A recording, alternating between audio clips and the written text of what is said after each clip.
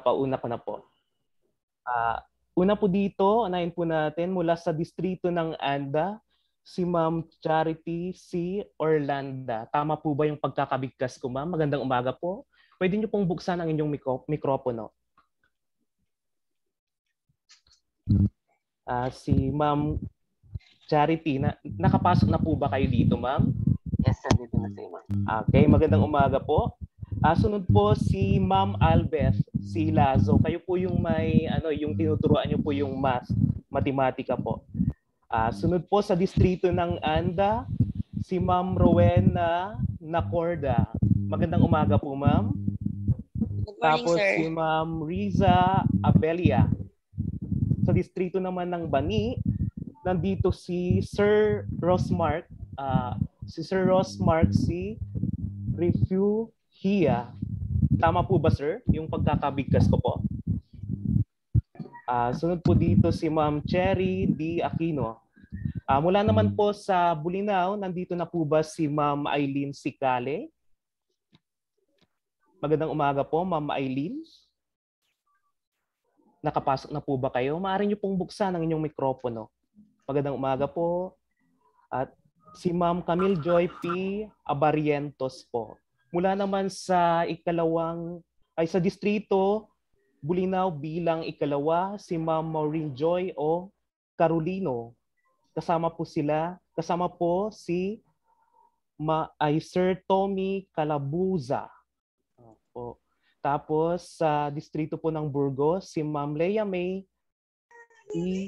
Balazon. Good morning. Magandang umaga po.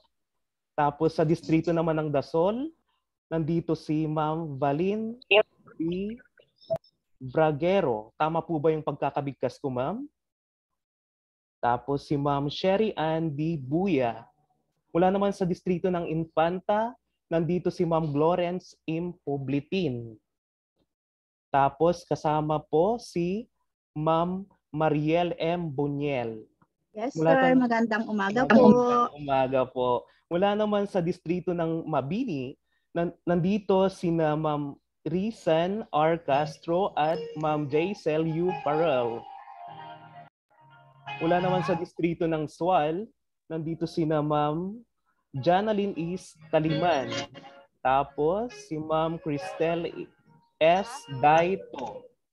Hello po. Magandang umaga po. Magandang umaga po sa inyo.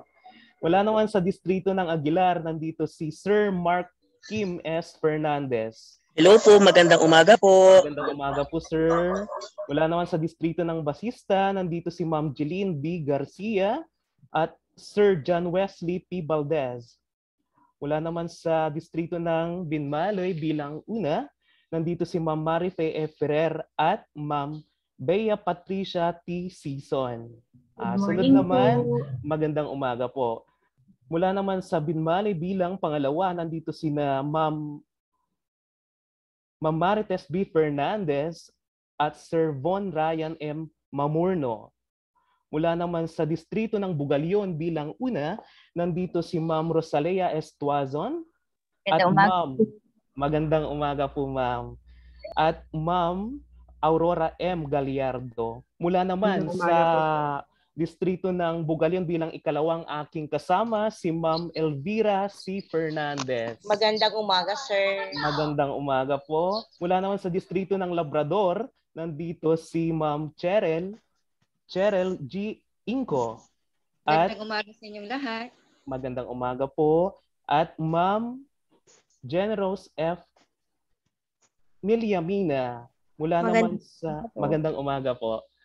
Mula naman sa Lingayen bilang una, nandito si Ma'am Alexandra M. Fernandez at Ma'am Janice P. Lamsen. Good morning po. Magandang umaga po sa inyo. Sunod naman mula sa distrito ng Lingayen bilang ikalawa, nandito si Ma'am Rosemary R. Aguinaldo. Magandang umaga po. Good morning. At mula naman sa distrito ng Lingayen bilang ikatlo, nandito sina Ma'am Linda F. de la Cruz at Sir John Gerald Cruz. Magandang umaga po sa inyo. Mula naman sa distrito ng mga Taram bilang una, nandito sina Ma'am Patricia Marie A. Ferrer at Ma'am Erica A. Pulido. Magandang umaga po sa inyo. Magandang umaga po sa inyo. Magandang umaga po sa lahat. Mula naman po sa distrito ng mga Taram bilang ikalawa, nandito sina Ma'am Jenny E. Costudio at Ma'am Mary Grace E. Ilagan. Magandang umaga po. Mula naman sa distrito ng Orbis Tondo, nandito si Sir Raimondo S. Soriano at si Sir Kim Mislang. Si Sir or Ma'am po? Si Kim. Magandang umaga po. Si Sir po. Sir King lang po. Opo. Sige po. Maraming salamat po sa pagwawasto, Sir. Mula naman po sa distrito ng Bayambang 1, nandito sina Ma'am Jesseline de la Cruz at Ma'am Violeta Ambat. Magandang umaga po sa inyo. Magandang umaga po. Mula naman sa distrito ng Bayambang bilang ikalawa, nandito sina Ma'am Rose Ann J. Berciles at Ma'am Michelle Carla I. Giron. Magandang umaga po. Magandang umaga po sa inyo. Mula naman sa distrito ng Calasiao bilang una, nandito sina Ma'am Edita M. De Guzman at Ma'am Miriam A. De Vera. Magandang umaga po sa inyo. Magandang umaga, sir. Magandang umaga po.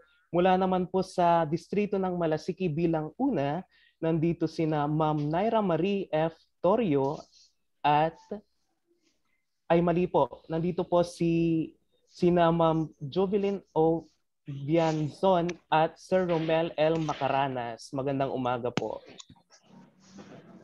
Mula naman po sa distrito ng Malasiki bilang ikalawa, nandito sina Ma'am Mary Grace. Magandang umaga po, sir. Magandang umaga po.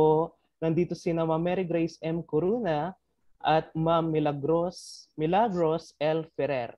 Magandang umaga po sa inyo. Sa lahat. Wala naman po sa distrito ng Mapanda, nandito sina Sir Jonathan Antulin at Ma'am Cheryl de la Cruz. Mula naman sa distrito ng Santa Barbara bilang una. Magandang umaga po, sir. Magandang umaga po. Nandito sina Ma'am Rowena L. Tuliao at Ma'am Angeli B. Cervantes. Magandang umaga po. At hindi po magpapauli, nandito rin po ang kalahok mula sa Santa Barbara bilang ikalawa. Nandito si Sir Dennis P. Martinez po. Magandang umaga po sa inyo mapagpalang araw po sa ating lahat. Yes, mapagpalang umaga po sa atin. At malamig, isama po natin isang malamig na umaga po sa atin. Bago tayo tuluyang mag-umpisa sa formal na palatuntunan ngayong umaga, ay magkaroon muna tayo ng panalangin sa pamamagitan ng tanaw-dinig na presentasyon na inihanda po ni Ma'am Janice.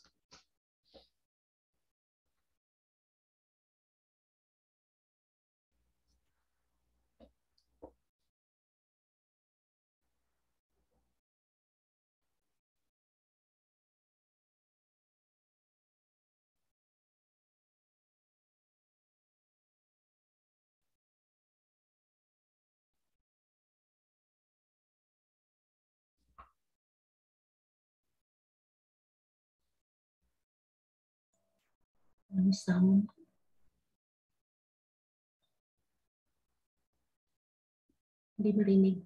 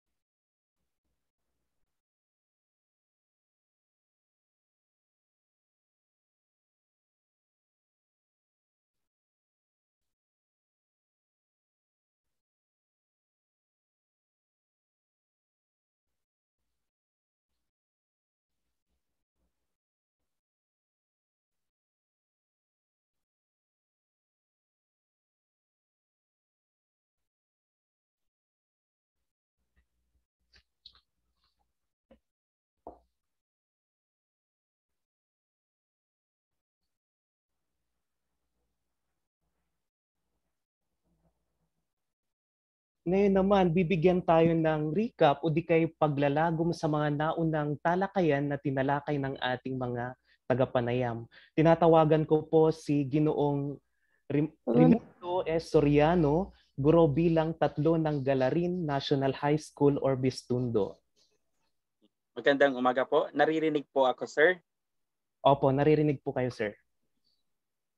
Dahil sa nalalapit na po ang halalan 2022, gayahin ko na po ang paraan ng pagbati ng mga nais makakuha ng ating mga boto. Gaya ng madalas nilang sambitin sa tuwing sila'y magbibigay ng pagkilala, parang ganito, pakyawon kulay galang, yang gapoy nilampasan, tipaksirin at ateng tanagag. Kahapon nabusog ang ating mga utak dahil sa impormasyong hatid ng mga magagaling na tagapanayam. Inihain nila sa atin ang mga mahalagang impormasyon hinggil sa kanilang napapanahong paksa. Pinalasap nila sa atin ang tamis ng tagumpay dahil sa bawat nilang pagtatapos ay binibigyan tayo ng mga pampasiglang papremyo bilang pagkilala sa bawat nating natatapos na output. Unang nagpainit ng ating malamig na umaga ay si Ginoong Juben S. Magalang. Magandang araw po, Ginoong Juben. Nag-aalab ang kanyang puso sa pagtalakay niya sa paksang etika sa pagpapahalaga sa pagsulat. Etika at pagpapahalaga sa pagsulat. Naglalagablab ang mga ideyang inihatid nila na siyang pumaso sa ating damdamin dahil nadama natin ang bawat salita na kanilang binibigkas. Pero kay Ginoong Juben po ay mayroong kulang. Dahil wala po silang ipinangakong GCash para sa mapipili nilang output. Ginoong Juben, ako lamang po ay nagbibiro. Pero tulad po siguro ng mga kasamahan ko, ay umaasa pa rin na baka meron pong GCash sa mga mapipili ninyong output. Patuloy tayong nag-igib ng karunungan mula sa batis ng Labrador. Napuno ang timba ng kaalaman dahil sa umaapaw na impormasyong ibinahagi sa atin tungkol sa paksang ang saysay ng pagsulat sa panahon ng pandemya. Nalunod tayo sa mga larong ipinagawa nila sa atin. Ang tanong, nag-enjoy po ba tayo? Ako po, nag-enjoy. Ma'am Cruz, labalabay ko'y mila at pagalawyo. Balet, impalugal kulad saray agagi ya kaiba tayon balo. Meron din po akong GCash. Baka meron pa po kayong kiramam. Labrador, umagos sa buong Pangasinan 1 ang kanyang kaalaman. Muli, sabay-sabay nating palakpakan ang pangalawa nating naging tagapanayam kahapon, Ginang Maria U. Cruz. Dire-diretso ang pagputas nating ng kaalaman sa pangatlong pagkakataon. Itinanim niya sa ating mga isip ang mga dapat tandaan hinggil sa paksang pinagsanib na pagtuturo ng teknolohiya at kultura sa panahon ng pandemya. Tunay ngang mayabong ang kaalamang ibinahagi niya sa atin at tulad ng kanyang ipinangako kahapon, maya-maya tayo po ay aani. 10 mula sa atin ang mapipili. Diyos ko, sa kayak kumun niya napalaran. Sabay-sabay po natin siyang pasalamatan. Si Ginoong Renante T. Guzman, ang ating pangatlong naging tagapanayam. Sir Renante, maraming salamat po. Ating pang-apat na tagapagsalita kahapon, tayo ay lumipad sa kalawakan. Nakarating tayo sa iba't ibang panahon at dumapo sa iba't ibang lugar.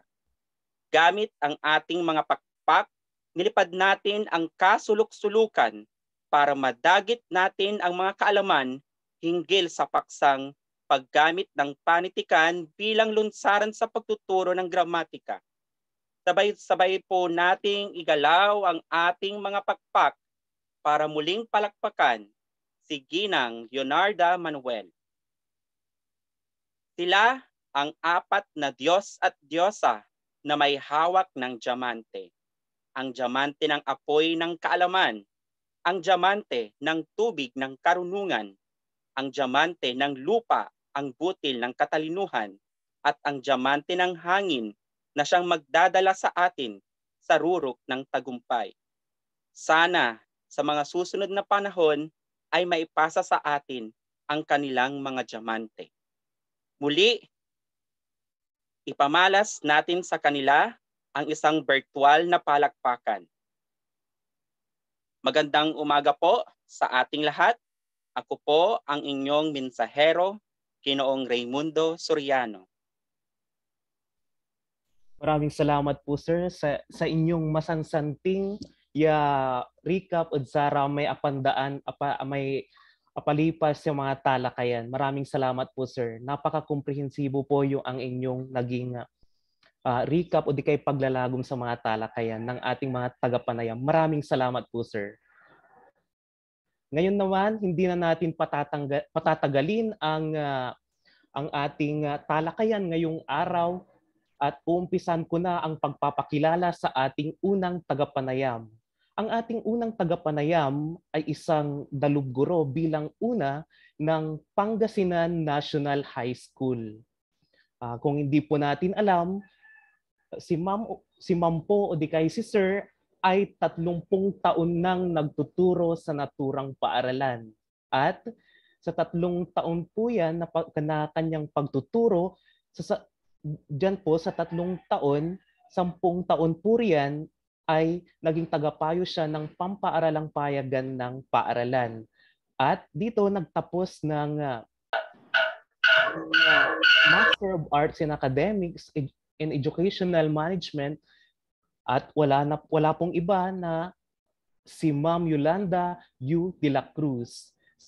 Palakpakan po natin sila. Bigyan po natin sila ng virtual na palakpak. Okay, sir. Magandang umaga. Maraming salamat, Sir Brian Sabado, ang ating magiting na tagapagdaloy ng ating palatuntunan sa araw na ito. Magandang umaga po, ma'am. Okay? So, magandang umaga po sa lahat. Bago po ako mag-umpisa sa aking panayam, ay nais ko po munang magpasalamat sa lahat ng mga kabisig sa iba't ibang committee upang maging matagumpay ang palihang ito, lalong-lalo na po sa ating ina ng kagawaran sa SDO1 Pangasinan na wala pong iba ay kundi si Madam Melchora N. Miduya sa pagbibigay ng pagkakataon upang ako po ay magbahagi ng kaunting kaalaman sa larangan ng pagsulat. Okay, maraming salamat po at sa aking mga dating kasamahan. Okay, namimiss ko na po yung dati nating samahan noon. Ako po ay magbabahagi ng kaunting kaalaman sa larangan ng pagsulat. Bagamat hindi po ako kasing galing at kasing husay ng mga nauna na nating mga tagapanayam, ay sisikapin ko pong maipaabot sa inyo ang aking natutunan at konting kaalaman sa paksang aking tatalakayin. Ano nga ba ang pagsulat? Okay, alam ko na natalakay na po yan ng ating mga naunang tagapanayam, or hindi pa lingid sa atin or hindi lingid sa ating kaalaman na lahat po tayo ay tinuturuan ng mga makrong ito ng kasanayan bago pa tayo tumuntong sa paaralan. Natututo po tayong magsulat at ang una po nating guro ay ang ating mga magulang. Totoo po yun, di ba? So yung mga bata ngayon, siguro bihira na yung mga magulang ngayon, puro busy na lahat sa pagtuturo ng pagbasa, pagsulat sa kanilang mga anak. Okay, yung mga anak natin ngayon, yung mga apo natin, kinakailangan ibalik po natin yung dati noon. Na bago po tumuntong ng paaralan, tuturuan po muna natin sila na magsulat. Okay?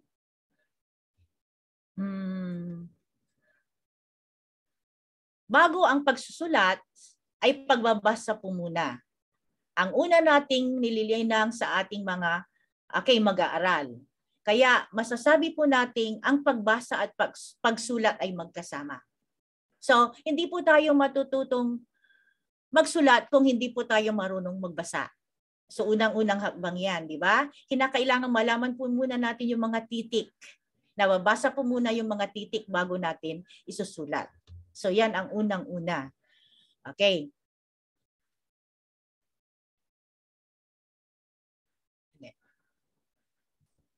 Sapagkat, okay. So, ito pong mga makrong ito, ang ating unang nililinang sa ating mga mag-aaral. Sa unang taon pa lamang ng elementarya, ay ito na po ang unang nililinang ng ating mga guro. Okay. Hindi rin po lingid sa atin sa mga panahong ito ng pandemya, ng ating mga mag-aaral ay unti-unti nang nawawalan ng interest sa pagsusulat at sa pagbabasa.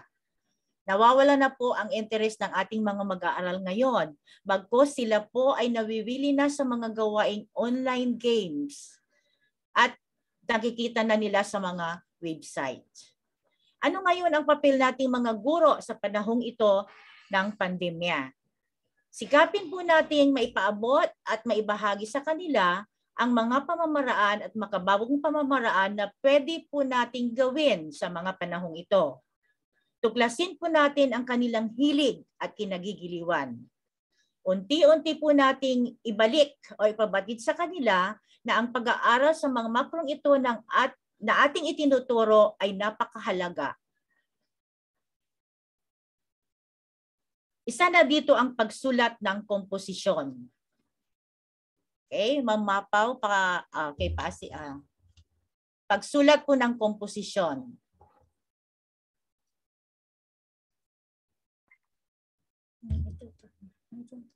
Ayan.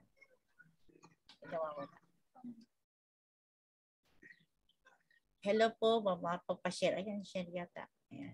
Ayan, okay. So, pagsulat ng komposisyon sa panahon ng makabagong teknolohiya.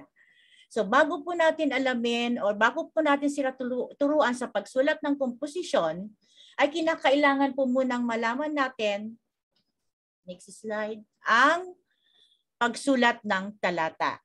Okay, ano nga ba ang talata? So, ang komposisyon ay binubuo ng mga talata. Ang talata ay binubuo ng isang pangungusap o lupon ng mga pangungusap na naglalahad ng isang bahagi ng buong kuro-kuro, palagay o paksang diwa. So bago po tayo makabuo ng isang talata, kailangan alamin muna natin o kailangan alam po muna natin yung mga salita, mga pangungusap para makabuo ng talata. Okay, so ang talata ay binubuo ng mga pangungusap na nagsasaad ng buong diwa o kaisipan. Okay, so meron tayong panimulang talata. Ito ang una at kung minsan ay hanggang sa ikalawang talata ng komposisyon. Meron tayong tinatawag na talatang ganap. Matatagpuan ito sa kalakhang gitnang bahagi ng komposisyon. Tungkulin nitong i-develop ang pangunahing paksa ng komposisyon. Sinasabi rin dito kung ano ang paliwanag, ang isasalaysay o ang inilalarawan o binibigyang katuwiran. So bago tayo gagawa ng talata, ang unang-una dyan, ano ang paksa? So kinakailangan malinaw at meron tayong paksang ibibigay sa kanila para makabuo sila ng mga pangungusap at makakabuo din sila ng mga talata. Okay. Next, meron din tayong susunod talata ng paglilipat diwa. Importante ito upang magkaroon ng ugnayan at kaisahan ng mga pahayag sa mga talataan ng komposisyon. Okay, sa ating pang-araw-araw na pagtuturo, meron tayong ginagawa o nung face-to-face pa tayo, okay, gumagawa o nagpapagawa tayo ng mga pasulat o mga sulatin ng ating mga mag-aaral. Nahihirapan po sila na gumawa ng komposisyon or ng talata. Tinatanong nila, ma'am, ano po yung paksa natin?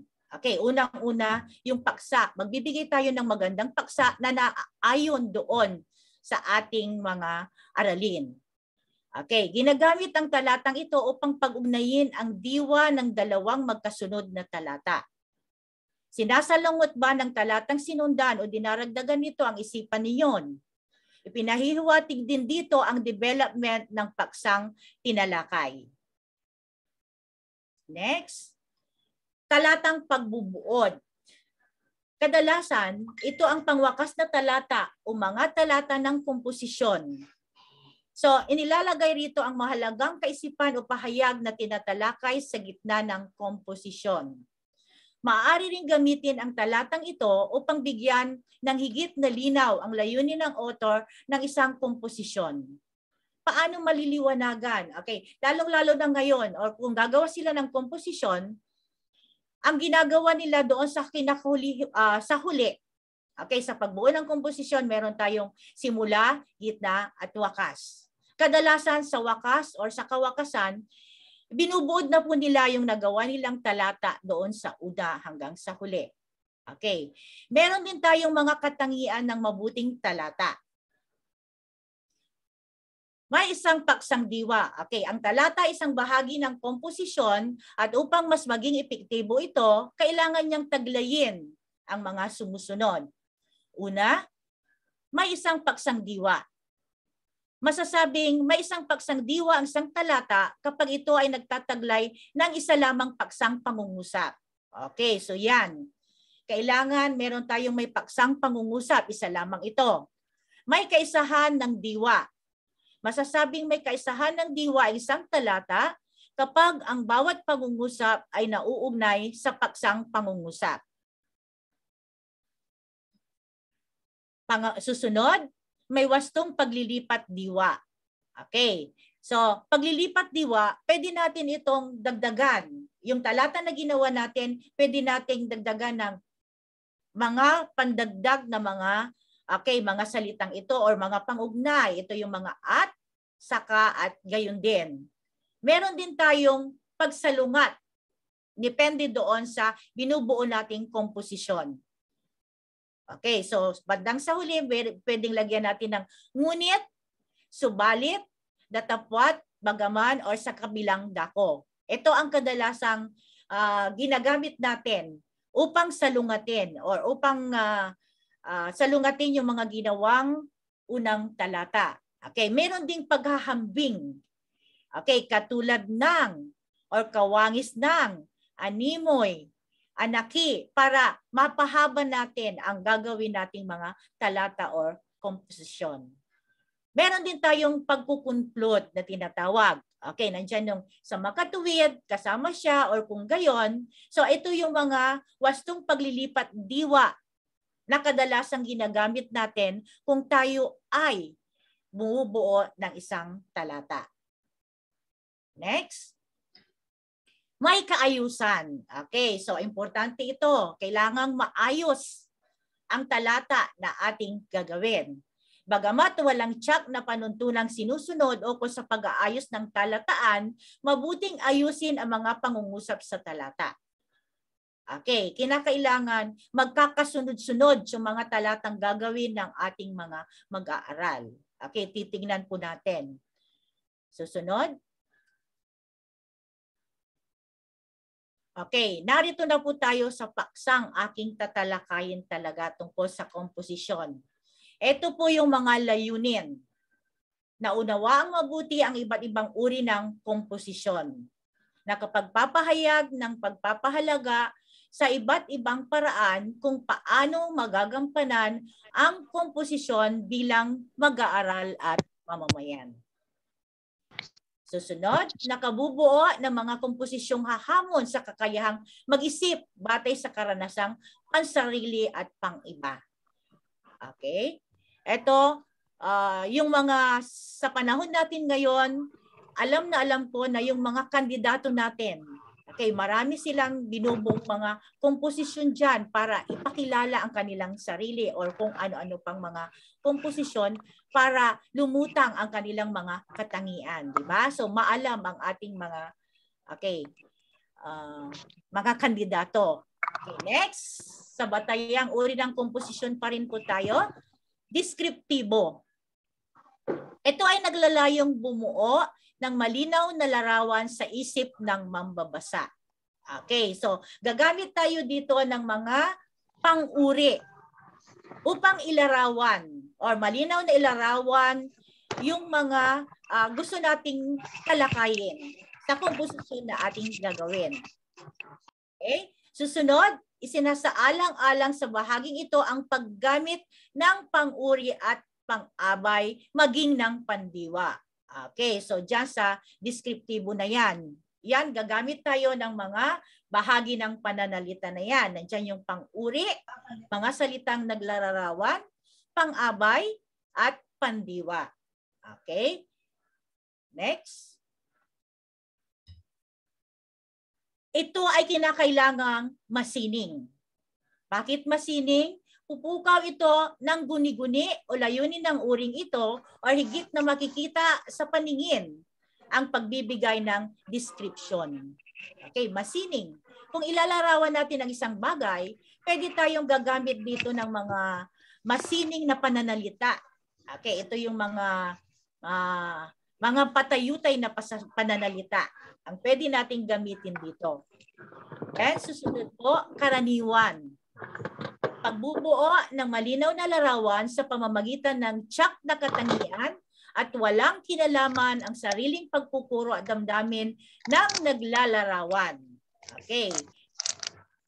Maganda at madaling pakibagayan. Yan ang impresyon ng sino mang makakaharap ni Marta. Ito yung halimbawa ng karaniwan. Okay. Maganda at madaling pakibagayan. Yan ang impresyon ng sino mang makakaharap ni Marta. Dala marahil yon ng kanyang mapang-akit na mga mata na nahahalina sa sino mang makakita nito. Ang kanyang namumurok na pisngi at ang napakalalim na biloy na lalong nagpapaganda sa kanyang mukha kung siya ay tumatawa. Parang iginuhit ang kanyang kilay. Okay, so halimbawa lang yan ng karaniwan na umpisa ng talata natin. Nandiyan yung mga bahagi ng pananalita na gagamitin natin. Nandiyan yung pang-uri, nandiyan yung pang-abay, nandiyan na rin yung pandiwa. Okay? Pagguhit o iginuguhit ang kanyang kilay. Pandiwa po yun. Next po, expository. Okay. May layuning gumawa ng isang malinaw, sapat at walang pagkiling na pagpapaliwanag sa anumang bagay na nasasaklaw ng kaalaman ng tao. Okay, expository. May exposito. Sunod. Halimbawa, okay. Halimbawa ng sanaysay. Okay, sa pagsulat ng komposisyon, marami po tayong masasagasaan or makukuha doon sa mga iba pang mga tagapanayam natin. Alam ko na sanaysay, pahapyaw po na nabanggit yan ng isa nating tagapanayam ng mga unang araw. Okay, yung una dito, nandito yung maanyo o formal na sanaysay. Lohikal na paglalahad ng mga kaisipan o may maayos at maingat na paglalahad ng nilalaman. Okay, meron din tayong tinatawag na di formal. Ano po ito?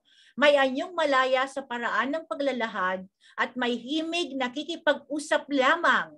Okay, di formal. Parang yung naglalaro lang.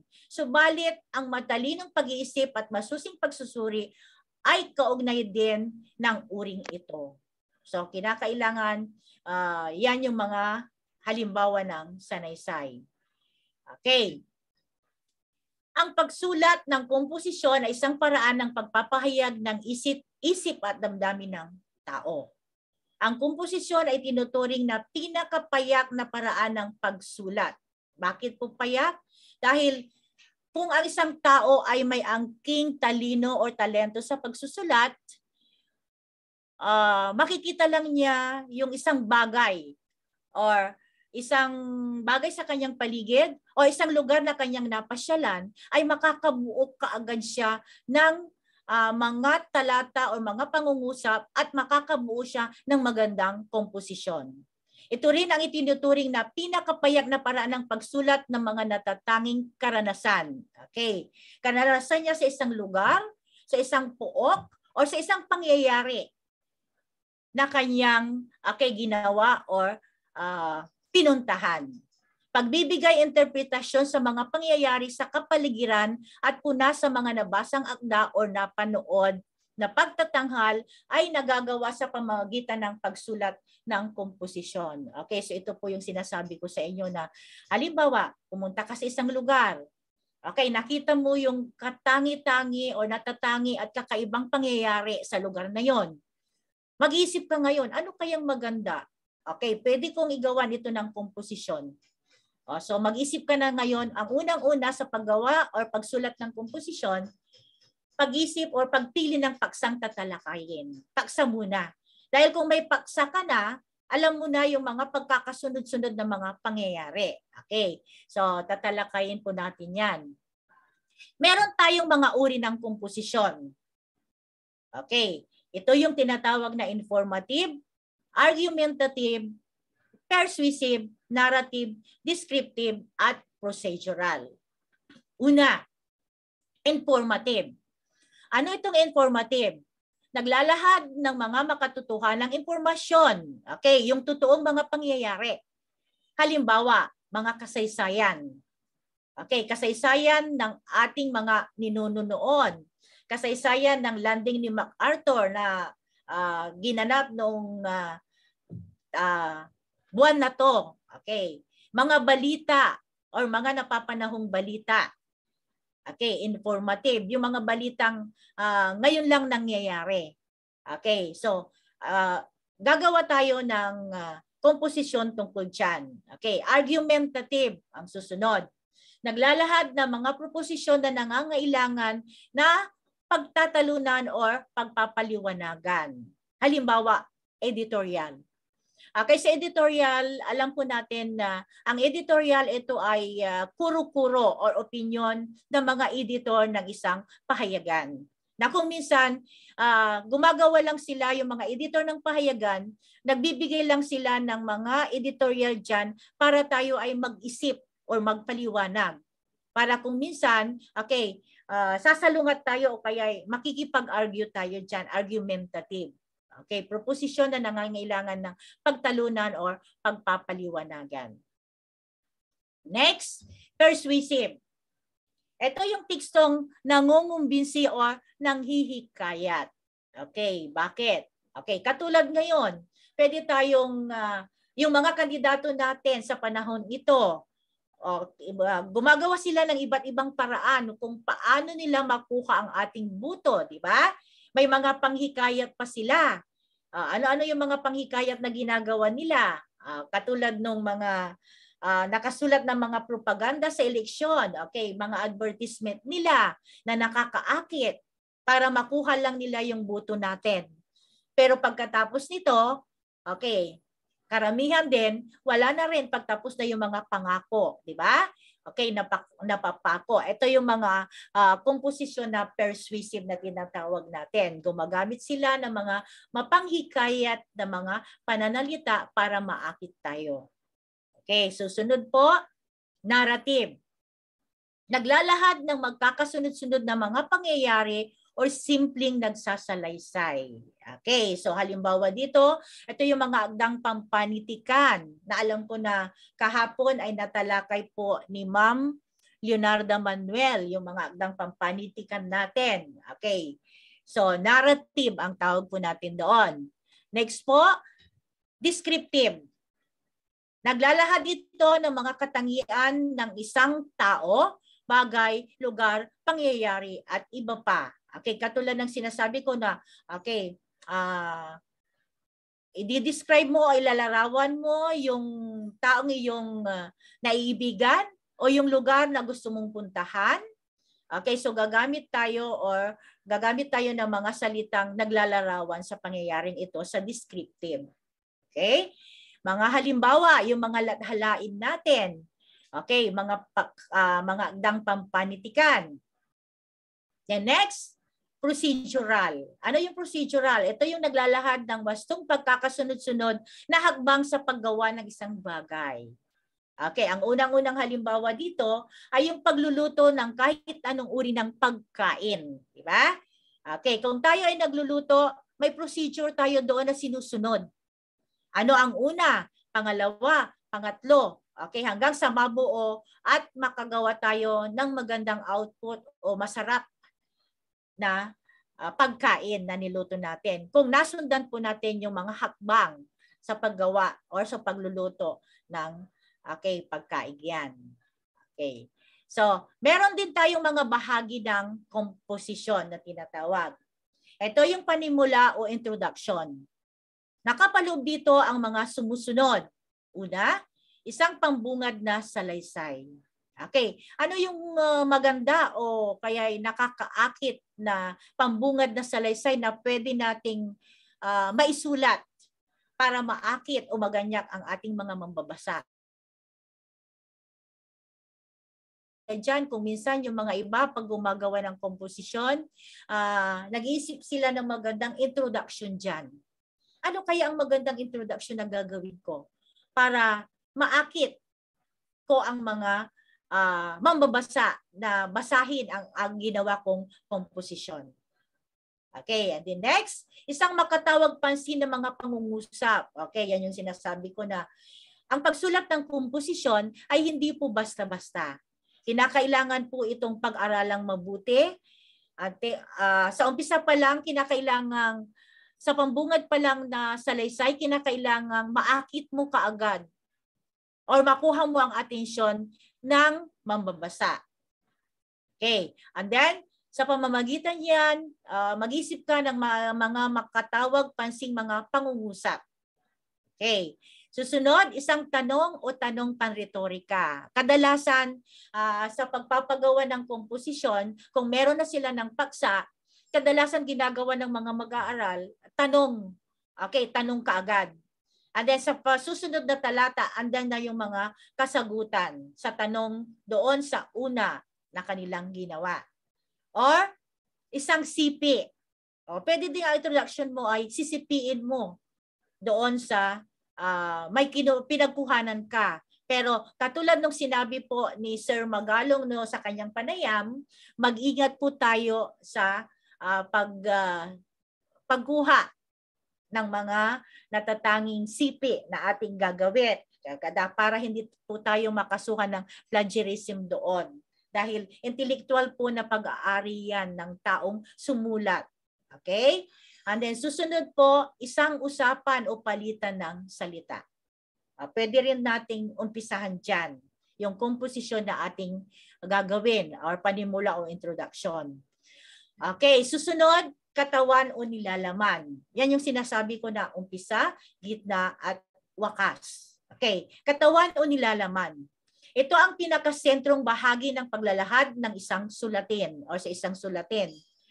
So, nung sa K-12 doon, marami tayong sulatin na pinapagawa sa ating mga mag-aaral. Magbibigay lang tayo ng paksa and then gagawa na sila ng kani-kanilang mga sulatin na kung minsan nga tayo ay naiinis. Bakit? Yung bata hindi makabuo-buo ng komposisyon. Isang pangungusap lamang, hindi sila makabuo ng talata. Nahirapan sila. Bakit? Kaya nga sabi ko, nung ako'y sa pagtuturo, sabi ko, paano tayo makakabuo ng isang talata? Okay, umpisahan natin. Kanina sinabi ko, titik. Kailangan alam natin yung mga titik. Okay, sa mga titik na yan, makakabuo tayo ng salita. Sabi ko ganon. Okay, sa salita na yan, makakabuo tayo ng pangungusap. Sa pangungusap na yan, makakabuo tayo ng isang talata. And then sa talata na yan, makakagawa o makakabuo po tayo ng isang magandang komposisyon. Pero kaya nga sabi ko, ang talata ay binubuo o lipon na mga pangungusap na binubuo ng buong diwa at kaisipan. Okay. So, maiksi lamang yung kanilang mga ginagawang komposisyon. Kaya binabalik ko yan. Sabi kong ganon, sa introduction, mag-isip kayo ng maganda. Paano ninyo halimbawa, sino ako o paglalarawan sa iyong sarili? Hindi yung mag-uumpisa kaagad na ako po ay sisinilang sa ganyan-ganyan. Sabi kong ganon. Mag-isip kayo, palawakin ninyo ang inyong imahinasyon. Mag-isip kayo ng magandang introduction para ilarawan ninyo ang inyong sarili. O, halimbawa, sa araw na ganyan-ganyan, yung birthday ninyo, may isang malusog na bata na ipinanganak sa ganyan-ganyan, marami kayong magandang introduction na pwedeng gawin para mahikayat ang mambabasa na basahin ang ginawa ninyong komposisyon. Dahil kung nag-check tayo ng komposisyon, nakikita natin, umpisa kaagad, ako po ay sinilang sa ganyan-ganyan, nakakasawa na po, nakakaumay, sabi kong ganon. Kaya bago sila susulat ng komposisyon, ipinapaliwanag ko muna sa kanila yung mga introduction. Di ba nanonood kayo ng kay Vice Ganda, halimbawa, or sa mga paligsahan, bago nila ipakilala ang kanilang sarili, may kani-kanila silang gimmick. Kani-kanya silang mga introduction kung paano nila ipakilala ang kanilang mga sarili. And then sa huli, sa kanila babanggitin ang kanilang pangalan. Sabi kong ganon. So, nung sinabi kong ganon, marami akong nabasa na magagandang komposisyon na nagawa ang aking mga mag-aaral. So, bago sila gumawa o sumulat ng komposisyon, ganyakin po muna natin sila. Sabihin po natin na mahalaga ang pagsusulat. Dahil mawala na ang lahat, pero ang pagsusulat, mawala yung mga internet, mga ano na yan, pero pag sinulat mo, ginawa mo, nandyan lahat yan. Hindi po mawawala yan. Okay? So lahat ng detalye ay kailangang may kaisahan upang lalong mapatingkad ang ipinapaliwanag. Okay, so sabi ko, huwag kayong mawawala doon sa paksa. Kinakailangan na ayusin ninyo ayon sa pagkakasunod-sunod para maging maganda ang kalalabasan ng ginawa ninyong komposisyon. Okay, next. Ayan na, ito na yung wakas o katapusan ng isang komposisyon.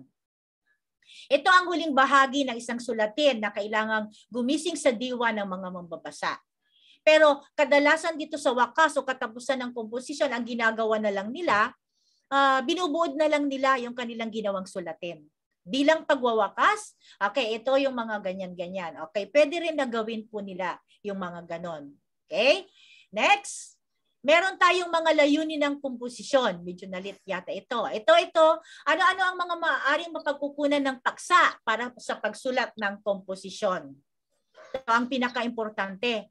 Dahil sa pagsulat ng komposisyon, kinakailangan meron tayong paksa na ibibigay sa kanila. Diba? Bago sila makabuo ng paksa para sa pagsulat ng komposisyon. Unang-una dyan yung sariling karanasan. Alam po natin na maraming maisusulat ang ating mga kabataan o mga mag-aaral pag sarili nilang karanasan ang gagawin nila. Okay, sariling karanasan sa buhay nila, marami silang maikukwento dyan, sa lugar na pinuntahan nila, or sa kung ano-ano pa dyan. Marami silang magagawa dyan kung sariling karanasan ang unang-una dyan. Or yung nakita nila o napanood nila. Sabi kong gano'n sa kanila, ano ang napanood ninyo o nakita ninyo. Pero huwag kayong mag-stay doon sa mga nakita o napanood lang. Pwedeng palawakin ninyo ang inyong imahinasyon. Pwedeng dagdagan ninyo ang inyong nakita o napanood para makagawa kayo ng magandang komposisyon. Napakinggan o narinig. So siguraduhin ninyo, napakinggan ninyo o narinig ninyo ay tama. Diba? Bago kayo gumawa ng maganda at maayos na komposisyon. Nabasa. Okay, pwede rin nating palawakin ito o likhang isip. Okay, so ito ang unang-unang maaring mapagkukunan ng paksa para sa pagsulat ng komposisyon. Okay. So, ito po, gagawa po tayo ng output para sa session ito. Doon po nagtatapos ang aking maikling pananalita o panayam tungkol sa pagsulat ng komposisyon. Ito yung gagawin natin. Okay, susulat tayo ng isang komposisyon na 150 to 300 na salita tungkol sa mga natatanging karanasan sa pagtuturo natin ngayon sa panahon ng pandemya. Okay, marami tayong mga karanasan. Lalong-lalo na ngayon, paano tayo magturo? Okay, may mga online dyan, may mga blended, may mga modular. Okay, ano-ano yung mga karanasan natin sa ating mga mag-aaral? Okay, ito po yung gagawin nating output sa session ito. And then, salamat po sa pakikinig. Sana po ay naibigan ninyo. Ito po yung mga sanggunian na aking pinagkuhanan ng aking panayam or munting panayam sa araw na ito tungkol sa komposisyon. Okay, marami pong salamat sa pakikinig. Okay, so meron po tayong mga karagdagan pa dahil medyo sino po yung mga may pwedeng maidagdag sa aking tinalakay sa mga naunang mga tagapanayam po natin na medyo may maraming kaalaman sa pagsulat ng komposisyon. Pwede nating madagdagan, sir. Ma'am Glo, Sir Renante, pagsulat ng komposisyon. Dahil yung mga mag-aaral po natin ngayon ay medyo nawawala o nalilihis na lang nanda sa pagsulat, pagbasa. Nawawala na sila ng interest ngayon, kaya pwede po nating ibalik yan. So sa pagsulat ng komposisyon sa makabagong teknolohiya, ay maaari na po silang makakagamit ng mga apps sa blog natin o kaya sa mga Wattpad, marami silang makukuha doon. Okay? Na pwede nilang maging lunsaran para makapagsulat ng komposisyon. Okay? Tulad ng panayam ni Sir Renante kahapon, di ba? Pagsusulat sila, pwede sa bagong pamamaraan ngayon ng teknolohiya natin, pwede nilang ilagay doon sa blog nila. Umpisa nila sa blog or sa kung ano-ano pa dyan, di ba? Okay, so Ma'am Mapaw. Hello. May tanong? Yes, ma'am. Okay. May katanungan po ba, mga kapwa ko kalahok, kay Ma'am Yolanda? May tatanong lang ako, sir. Hindi naman gaano. Ma'am Leo. Pwedeng man. Kasi related naman siya eh. Kung nagsulat sila ng balita, pwede na bang komposisyon yan, ma'am?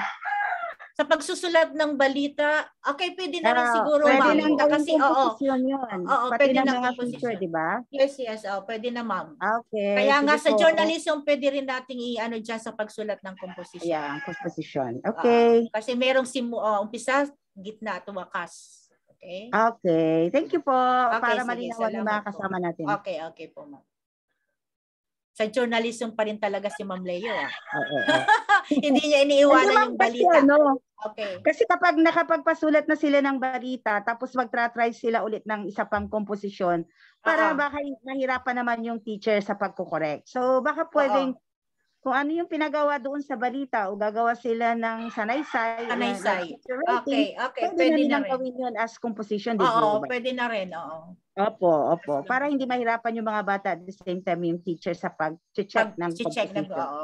Kasi napakahirap mag-check ng isang composition ngayon, lalong-lalo na sa kuwan, di ba? Oo, lalo na pag may dalang virus yung mga papel. Kaya nga sabi ko nga, pwede na lang nilang gamitin yung mga apps dyan, di ba? Okay, okay sa mga di ba?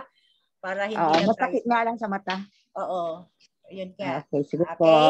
Thank you po. Thank you, Ma'am Leo. Salamat, Ma'am Leo, sa karagdagan. Ma'am, may lang po ako. Hindi naman po ito tanong, bali, lang po.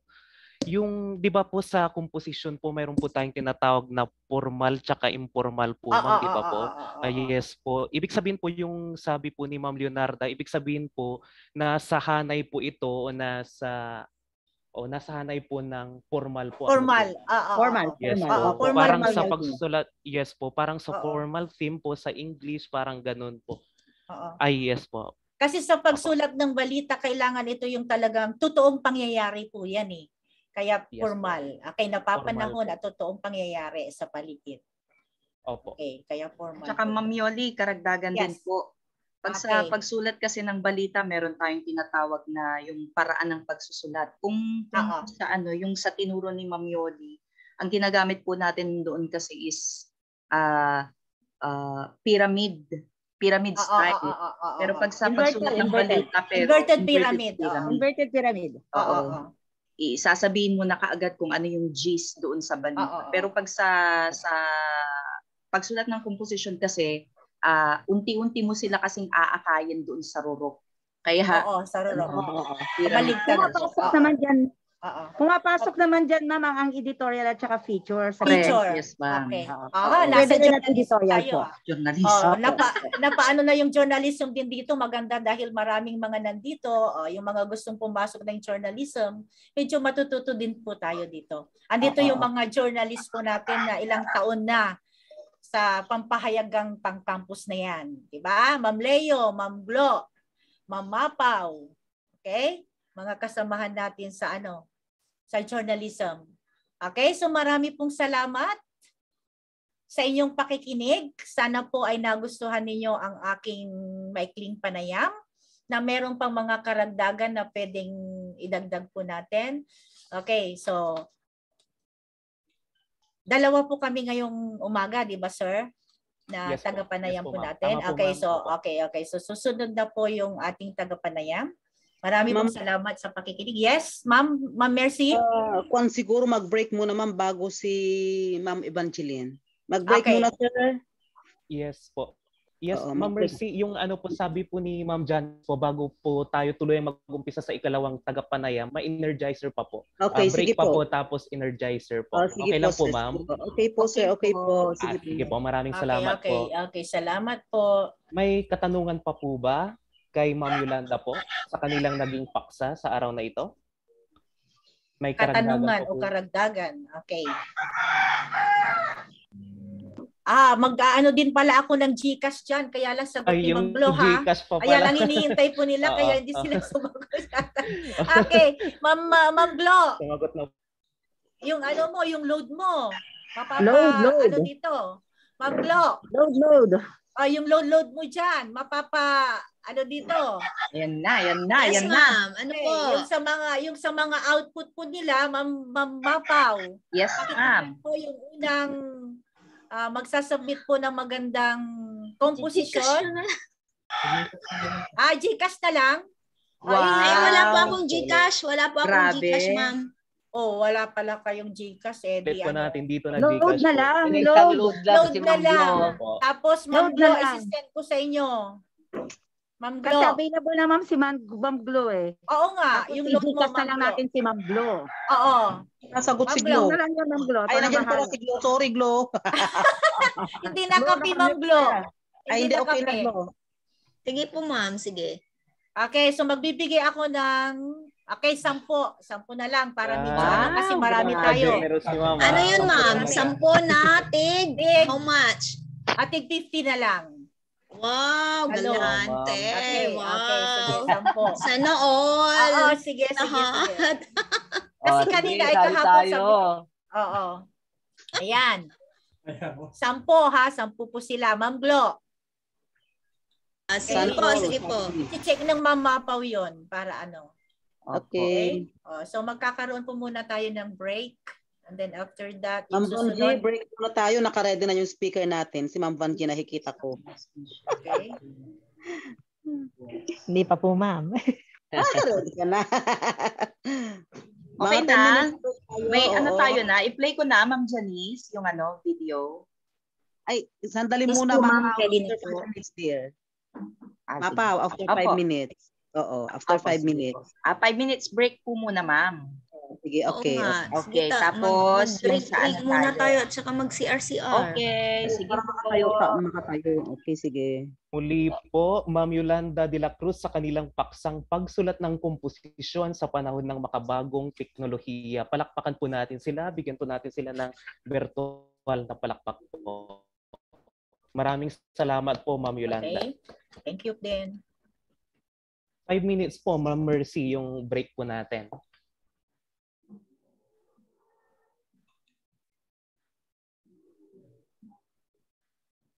Pagkatapos Yes, po ng break 5 po minutes. natin, pagkatapos po ng break po natin na 5 minuto ay magkakaroon po tayo ng energizer na inihanda po ni Ma'am Janice po.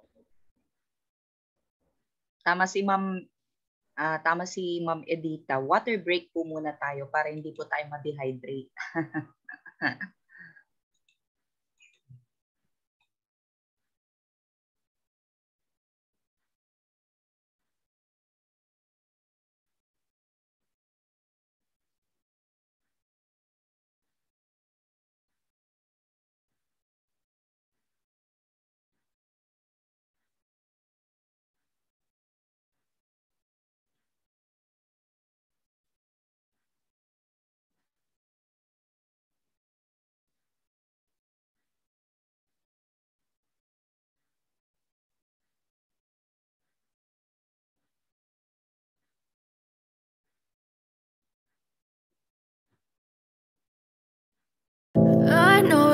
told your friend you're not okay? And tell me what's wrong and why you never said you felt that way. And guess you're trying to stay strong and fake a smile until I look away. But I've known you too long, it hurts to watch your blue eyes fade to gray as you fade away. As you fade away. Yeah, I'm about to fade away, cause every time I wake up I feel like it's Monday. Something's going wrong with all the chemicals up in my brain. All of a sudden I don't look at anything the same way. Got a buildup of my thoughts sitting in an ashtray. I'm sorry that I'm so inconvenient, okay? Just let me be me and I'll stay out of your way. I can see the way you look at me, I'm such a disgrace. I never really asked to be brought into this place. You wanna love me? Well then baby I have a taste. All the highs and the lows, no you'll never be the same. I don't really wanna hurt you but I can't control the pain. If you're sticking by my side maybe we could be okay. Okay, maybe you could be the change I need today. I promise that I've never felt this way. I really hope that you will choose to stay through all the pain. I know you told your friend you're not okay. And tell me what's wrong and why you never said you felt that way. And guess you're trying to stay strong and fake a smile until I look away. But I've known you too long, it hurts to watch your blue eyes fade to gray as you fade away.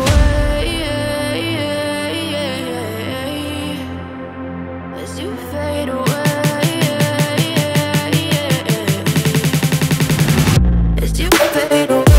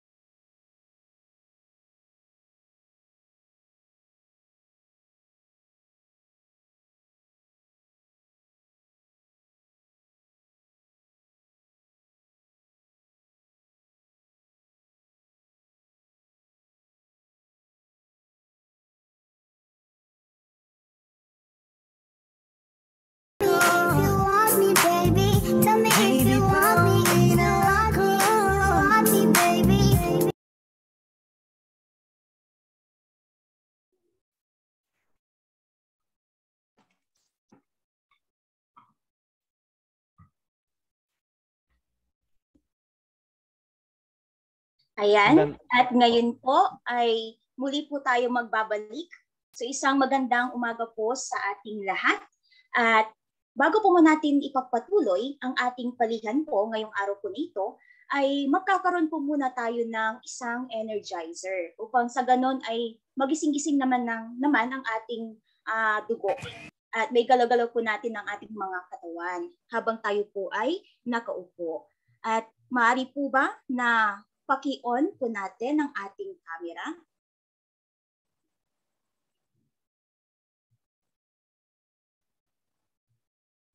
Ayan po. So handa na po ba tayo? May nihanda po kami isang energizer po ngayon. At habang tayo po ay nakaupo, ay maaari po tayong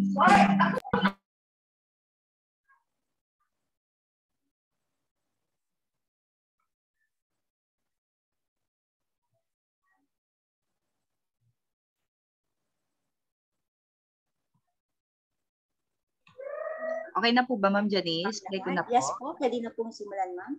Okay.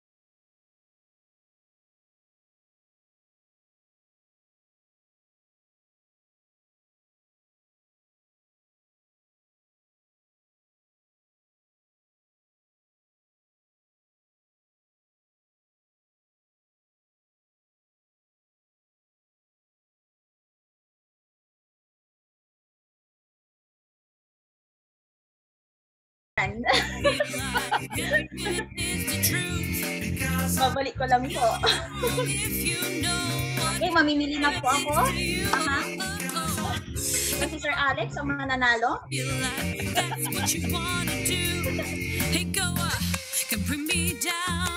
Huwag niyo pong papalampasin ng papremito ko. 30 pesos.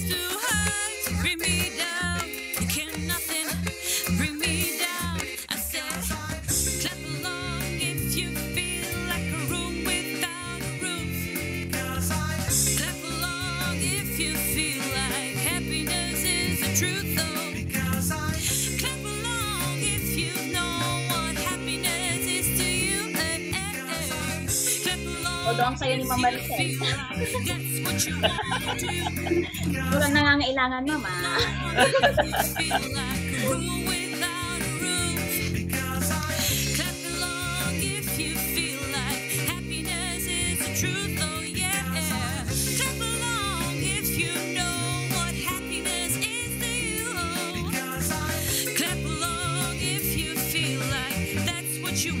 do. It might seem crazy what I'm about to say. Sunshine, she's here, you can take a break. Sir Alex, ang ganda nung ang ganda nung kurtina mo dyan, oh. Type ko yung niya, background mo. Ma'am, thank you. Kaya nga. Yung nga siya sabi ko, Ma'am Yoli, first day pa lang, napansin ko na rin. Kaya nga, ang ganda. Talagang Kaya naman, Sir Alex. Talagang artistic si Sir Alex, so tingnan mo. Sa gitna, puti.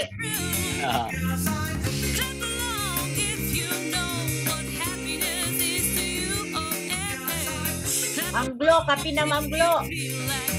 Kapi na, ma'am.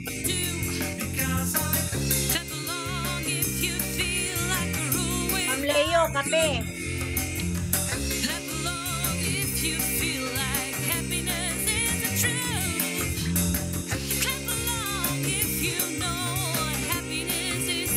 Gawa nga tayo ng ganitong video natin, sir. Diyan na si Ma'am Leo. Okay din po. Ayan na, nandiyan na si Ma'am Glo. Mampakapila ko, no? Ma'am Leo. Ma'am Glo. Ayan, nagtatanong what more daw. What more? Salamat po sa inyong partisipasyon. At what more ko na. seryoso po ako. Akala may Gcash ako. Ito ay mula sa akin na panakunan na 50 pesos. 30 pesos po ang ibibigay ko po. Wow. Okay. Para saan dyan eh? Kung may ma'am ko, may matira doon sa Gcash ko. Oh, grabe. Sir Brian, meron ka din po napili. Meron ka no po bang napili na katas ng SRI yan. Hirap mamili, ma'am eh. sponsor po natin. Parang maganda pala pag meron pero tayo nakikita ko dito si Sir Alex. Huwag na lang kaya. Oh. Huwag na lang kaya. Sir Alex na nakikita ko dito, aktibo talaga. Si Sir Alex. Oo, Sir okay po. Magbigay nga po tayo ng palakpak kung si Sir Alex ang majority. Hindi maririnig yan eh. O virtual na palakpak. Hindi maririnig. Hindi daw naririnig. Hindi naririnig. Hindi naririnig. Oo. Okay po, so ang panalo sa ating bilang best dancer, Sir Alex. Si Sir Alex Tanawan. Tanawit. Thank you. Naman, Eddie. Pininyagan ko na si Sir. Oo, dapat fully verified yung account ni Sir. Kinakarir ni Alex kasi eh. Yes po, para ma'am, live palagi, everyday. Okay, oo. Nag-enjoy. Para Sir, paki-send na lang. Kasi ako dito ngayon, ma'am. Wala nang mga teacher. Hindi, wala. Hindi pwede. Ma'am Marie. Si Ma'am Marie, tahimik siya, oh. Hello, ma'am. Hello. Wala si Ma'am Marisa. Nasa school po sila, ma'am. Nagpa-work from home ako, ma'am. Kasi 2 days na po. Okay. Brian, baka pwede na yung susunod natin. Janice, okay na din. Po. Opo. Maraming salamat po, Ma'am Janice. Congratulations po, Sir Alex po. Best performer po natin. May Gcash na naman. May Gcash na Sir naman. Alex, dapat ibinidyo mo yung yung pagsayaw mo, sir. Maapaw na Gcash. Maapaw nga, oh. Mas maganda yung may SRI yata. Lumalabas yung Susunod na yung PBB natin. Susunod yung PBB. Hindi ko papadala yung Gcash ko. Huwag na muna yung PBB, Ma'am Yol. Sa buwan-buwan lang yan. Hindi, meron na. Tingnan mo. May mga na. Susunod na. Okay pa. Okay.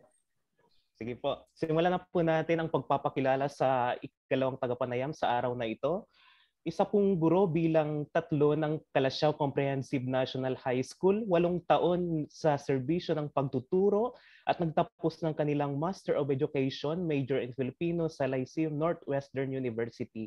Sa kasalukuyan po, kumuha sila ng Doctor of Philosophy, Major in Educational Leadership sa Kolehiyo ni Dagupan. Wala pong iba kundi si Ma'am Evangeline G. De Vera. Salubungin po natin sila ng virtual na palakpakan po. Maraming salamat, Sir Brian. Okay lang po ba yung audio ko, mga ma'am and sir? Opo, audible po ma'am. Wala pong problema. Sige pa. So, mag-share lang po muna ako ng slide.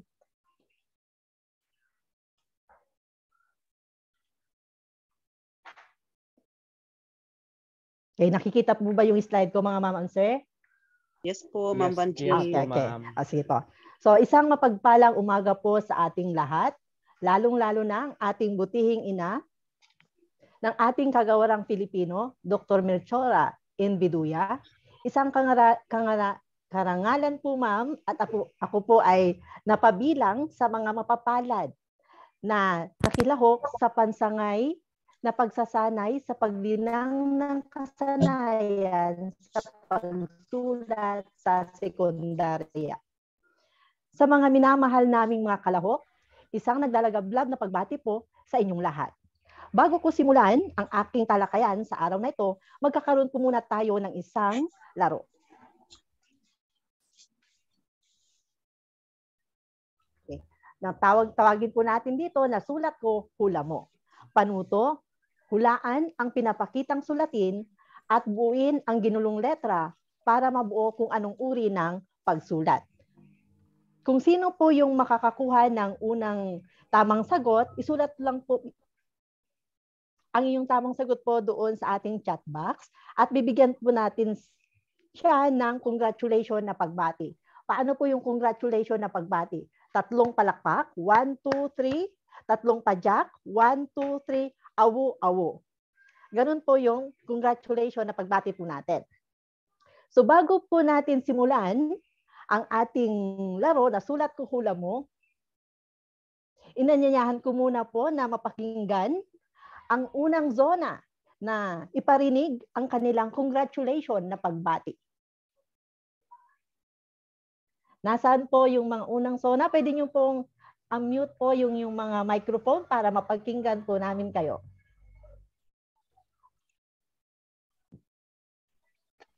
Nasaan po sila? Nasaan po ang congratulations na pagbati ng unang zona?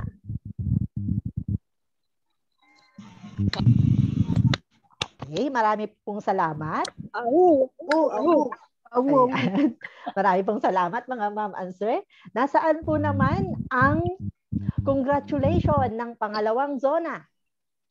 1, 2, 3, 1, 2, 3, awu, awu. Okay, marami pong salamat. At syempre, yes po. At syempre, hindi po magpapahuli ang mga nasa ikatlong zona. 1, 2, 3. 1, 2, 3. Awu, awu. Awu, awu. Marami pong salamat. Okay, dahil po yan, alam ko na po na handa na po ang lahat para sa ating gawain. Unang sulat ko, hula mo. Unahan lang po doon sa ating chat box.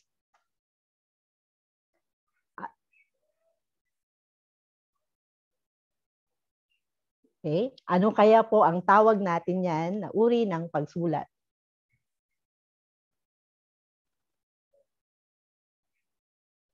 Hindi ko po makita ang chat box natin.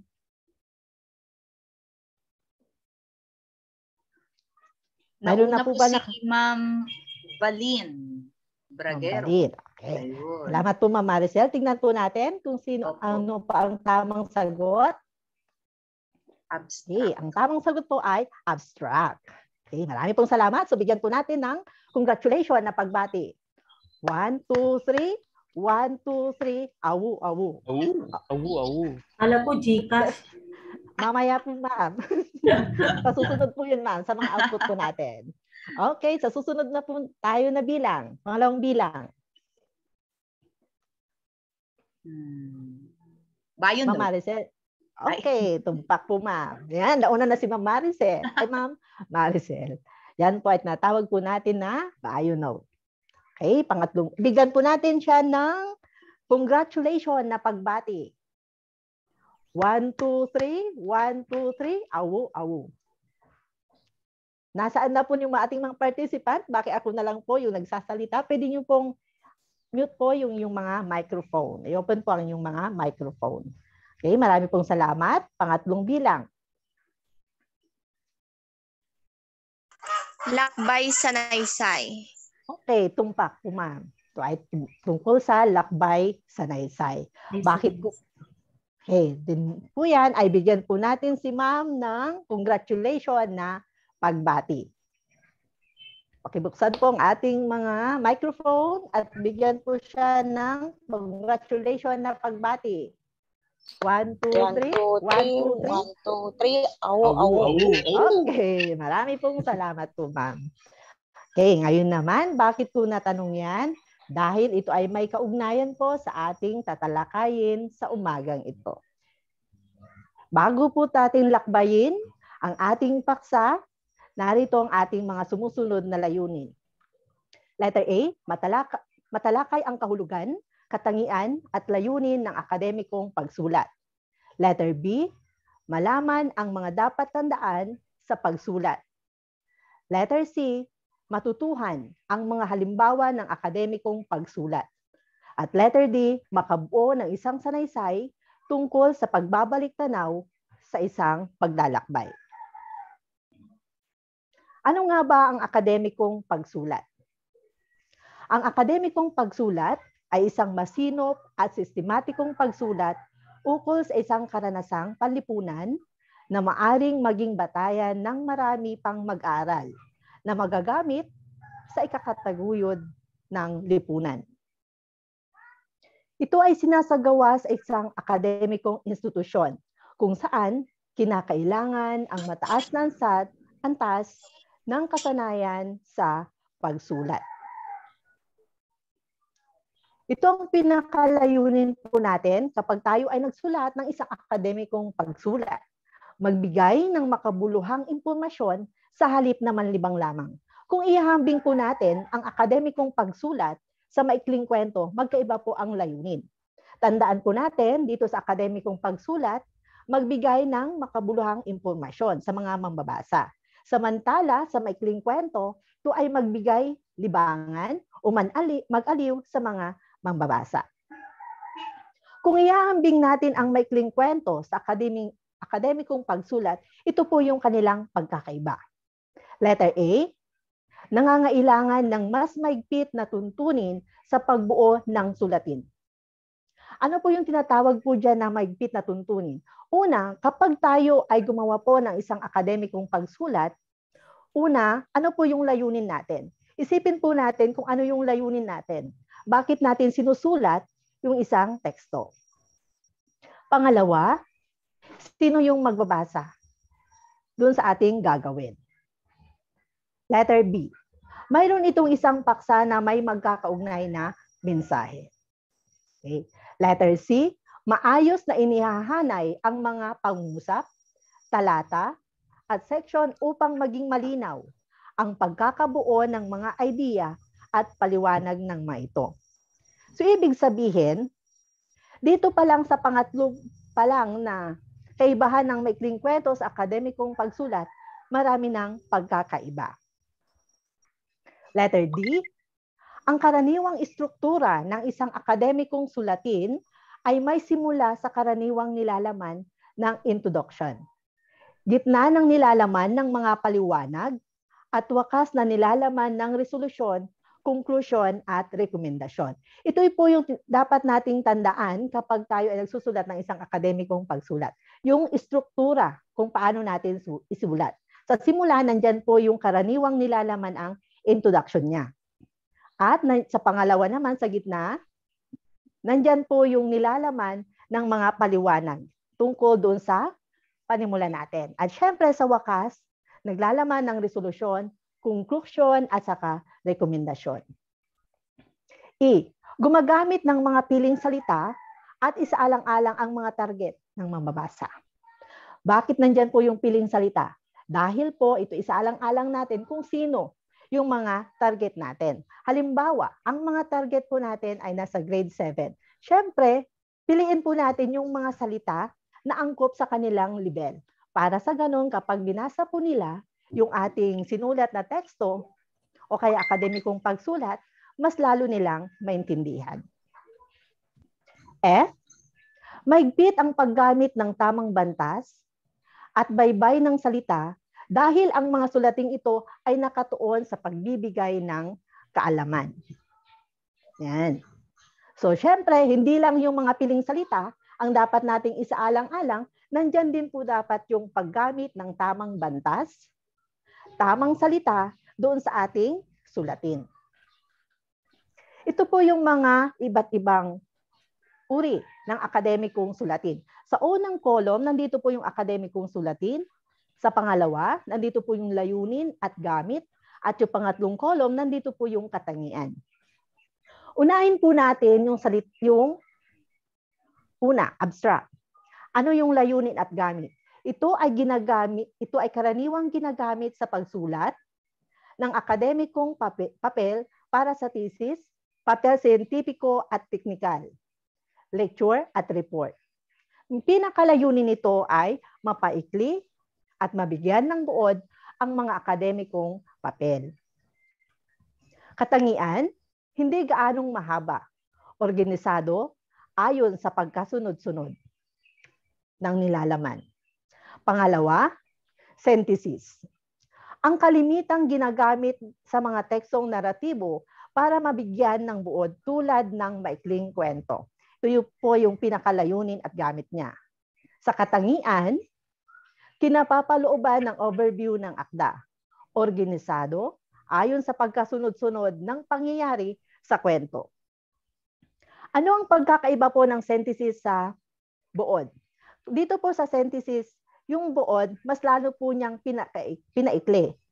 Dito sa synthesis po, ang ginawa po dito ay pinili lang po kung ano po yung mga mahalagang impormasyon na makukuha niya doon sa kwento. Hindi katulad po ng buod, syempre nandoon po lahat yung mga naganap na mga pangyayari. Sa synthesis po, hindi po.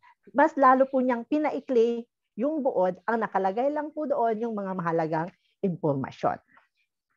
Bio note. Pangatlo, layunin at gamit, ginagamit para sa personal profile ng isang tao. Tulad ng kanyang academic career at iba pang impormasyon ukol sa kanya. Katangian, may makatotohanang paglalahad sa isang tao. Sa bio note, tignan po natin, personal profile lang niya tungkol sa kanyang trabaho at yung mga impormasyon lang na makatotohanan. Kapag pinaghambing po natin yung bio note at saka yung talambuhay, magkaiba po yon. Kapag sinabi po nating talambuhay, ito po yung kasaysayan na ng isang tao mula sa kanyang pagsilang hanggang sa kasalukuyan. Yun po ang pagkakaiba ng bio note sa talambuhay. Pang-apat, memorandum. Layunin at gamit. Maipabatid ang mga impormasyon ukol sa gaganaping pagpupulong o pagtitipon. Nakapaloob dito ang oras, petsa at lugar ng gaganaping pagpupulong.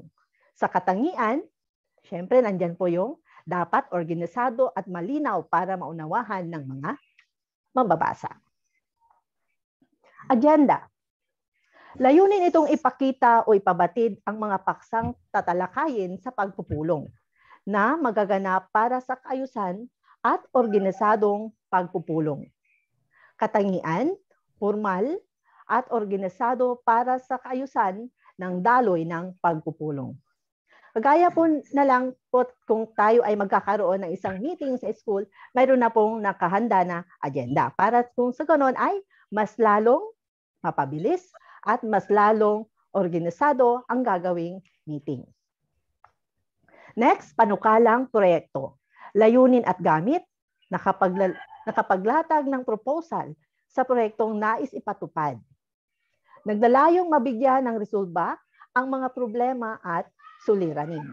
Sa katangian, nandyan yung formal, nakabatay sa uri ng mga tagapakinig at may malinaw ang ayos ng idea.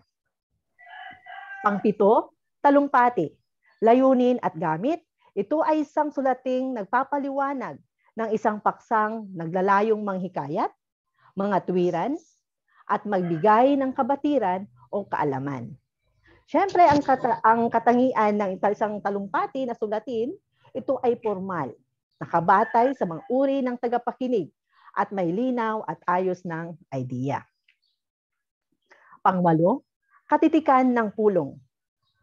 Layunin at gamit, ito ay mga tala, record, o pagdodokumento ng isang mahalagang puntong na ilahad sa isang pagpupulong. Ang katangian, ito ay dapat na organisado ayon sa pagkasunod-sunod ng mga puntong napag-usapan at makatotohanan. Okay. Pang-siyam, posisyong papel, layunin at gamit. Ito ay naglalayong maipaglaban kung ano ang alam mong tama. Ito ay nagtatakwil ng kamalian na hindi tanggap ng karamihan. Ang katangian ng posisyong papel, ito ay nararapat na maging formal at organisado ang pagkasunod-sunod ng mga pangyayari. Ikasampo, reflektibong sanaysay. Layunin at gamit, ito ay uri ng sanaysay kung saan nagbabalik tanaw ang isang manunulat na magre-reflect, nangangailangan ito ng reaksyon o opinyon base doon sa kanyang napanood o kanyang nabasa. Katangian, isang reflektibo na karanasang personal sa buhay o sa mga binasa at mga napanood.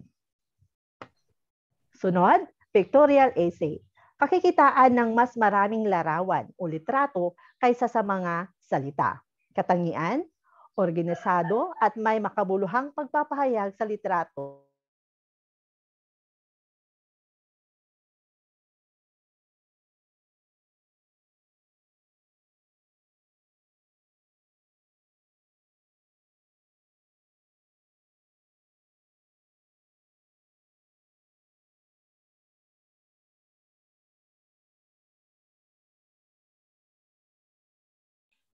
Nawala ba? Nawala ba sila?